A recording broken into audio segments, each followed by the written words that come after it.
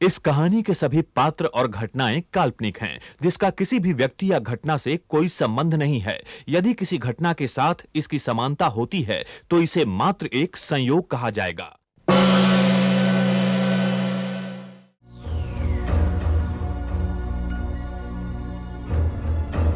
मैं कौन हूं, यह जानने से ज्यादा जरूरी यह है कि तू अंधेरे को जान, उसकी पनाह में आ। कैसी पनाह? किसकी पनाह? पाप के जरिए, फरेब के जरिए, झूठ और आतंक के जरिए। मगर इस सबसे मुझे क्या हासिल होगा? इसके बदले मुझे क्या मिलेगा? वही जो तू आज तक हासिल नहीं कर सका, ताकत, हिम्मत, हौसला और बेहतर कल। मगर ये सब मुझे कौन देगा? कौन देगा? अंधेरे का सम्राट तमराज किल्विश। किल्विश? कौन किल्विश? वही जो पाप, अत्याचार, अभिमान और तमाम शैतानी ताकतों का मालिक है। वही जिससे हर बुराई शुरू होती है। वही जो इन सारी बुराइयों का जन्मदाता है। समझा।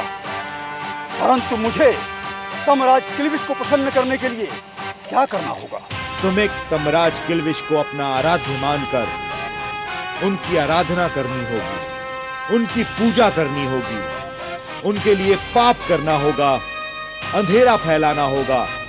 तब जाकर तमराज खुश होंगे, तुम्हें अपनी शरण में लेंगे और सबसे पहले तुम्हें उनका ध्यान खींचना होगा अपनी ओर।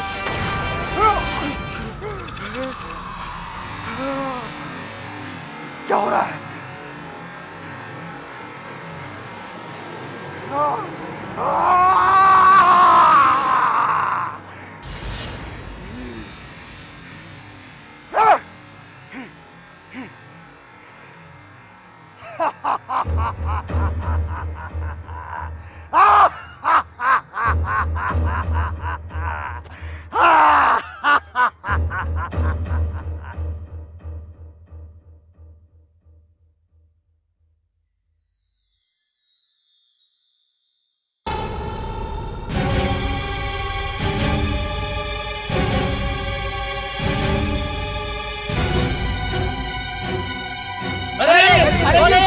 क्या कर रहे हैं?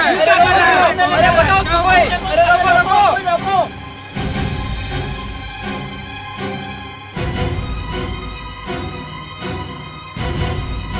वो तो जान दे रहा है, लेकिन इसे बचाएगा कौन? अरे इसे तो शक्तिमान ही बचा सकता है।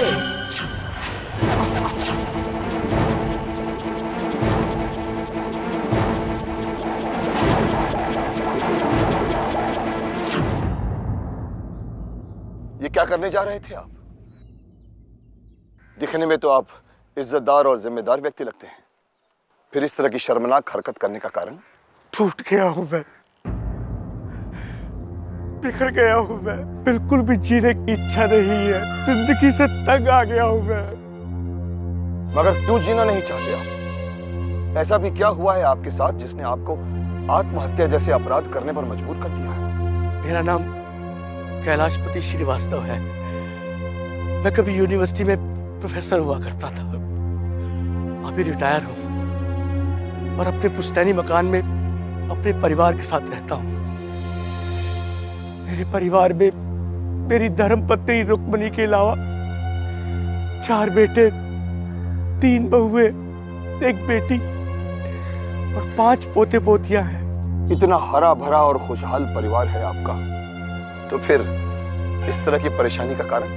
परिवार तो जरूर भरा पूरा है शक्तिमान, लेकिन खुशहाल नहीं, क्योंकि एक ही छत के नीचे रहने के बावजूद उनमें कोई प्यार नहीं, कोई भाईचारा नहीं। वो हमेशा आपस में लड़ते झगड़ते रहते हैं।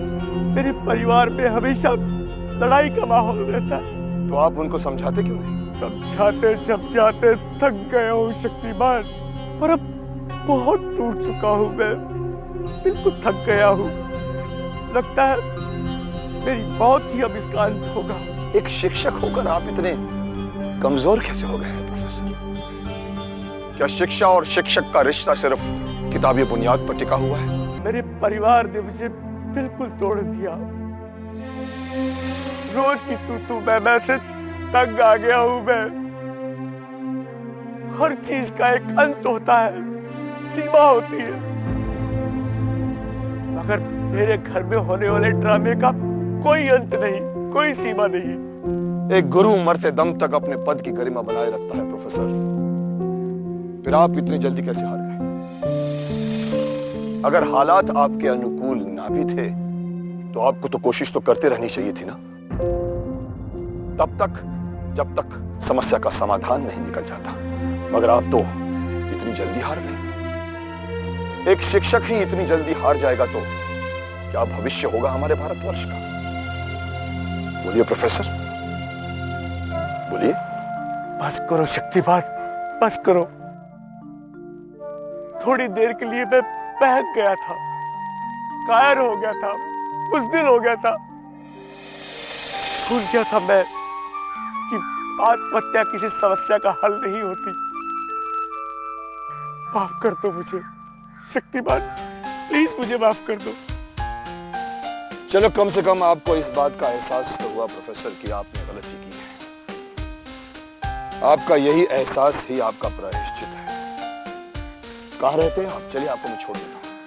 प्रेम कुटीर बंगलो में।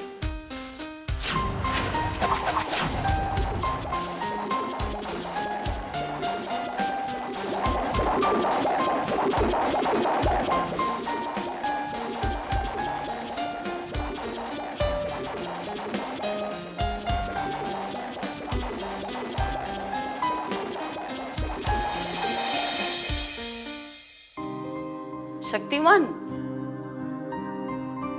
ये रुक्मणी है, मेरी धर्मपत्नी। नमस्ते। नमस्कार। और इन्हें तो तुम जानती ही हो रुक्मणी।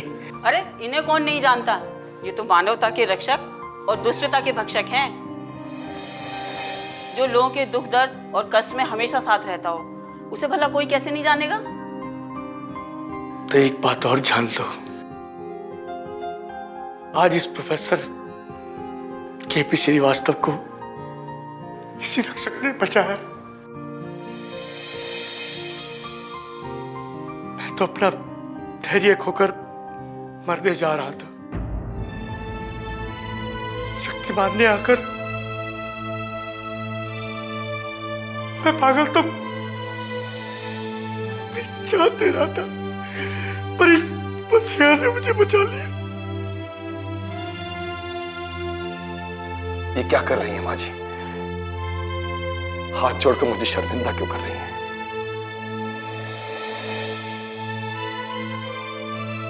जिसने संपूर्ण जगत के प्राणियों की रक्षा का भार उठा रखा हो, उसे कोई शर्मिंदा कैसे कर सकता है शक्तिमान?